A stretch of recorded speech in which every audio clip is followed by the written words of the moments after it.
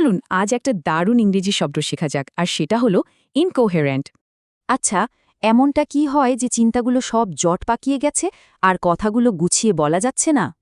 এই যে রিনা, ওর মাথায় স্কুল প্রজেক্টের জন্য কি দারুণ একটা আইডিয়া এসেছে। কিন্তু সমস্যা হলো আইডিয়াটা বোঝাতে গিয়ে ওর কথাগুলো সব কেমন যেন তালগোল পাকিয়ে গেল। আর তাতে কি হলো? ওর টিচার তো কিছুই বুঝলেন না, একদম হতবাক হয়ে গেলেন। রিনার এই যে সমস্যাটা, একেই ইংরেজিতে বলে ইনকোহেরেন্ট, মানে যা স্পষ্ট নয়, বোঝা কঠিন। শব্দটা শুনলেই কেমন একটা বিভ্রান্তি বা অগোছালো ব্যাপার মনে হয়, তাই না? এর অর্থটাও কিন্তু নেতিবাচক।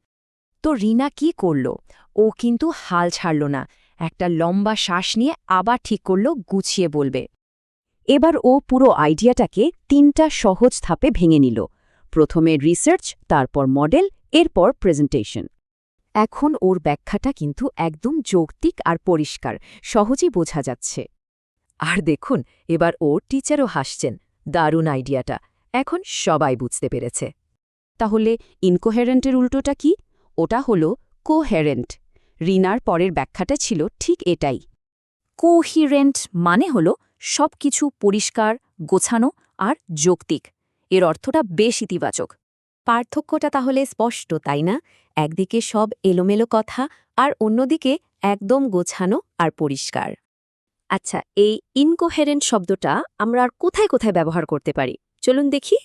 যেমন একটা ইনকোহেরেন্ট প্রেজেন্টেশন ইনভেস্টরদের মনে দ্বিধা তৈরি করে, বা একটা ইনকোহেরেন্ট যুক্তি জুরিকে প্রভাবিত করতে পারে না। তার মানে সফল হতে গেলে একটা পরিষ্কার আর যৌক্তিক প্ল্যান থাকাটা কিন্তু খুবই জরুরি। অন্যদিকে দেখুন, একটা কোহেরেন্ট ভিশন সবার মনে আস্থা জাগায়, আর কোহেরেন্ট যুক্তি দিয়ে উকিলরা মামলা জেতেন। তাহলে মূল কথাটা কি দাঁড়ালো? ইনকোহিরেন্ট মানেই হলো বিভ্রান্তিকর, আর কোহিরেন্ট মানে পরিষ্কার। এখন ভাবার পালা, এই নতুন কোহেরেন্ট শব্দটি এরপর কোথায় ব্যবহার করা যায়?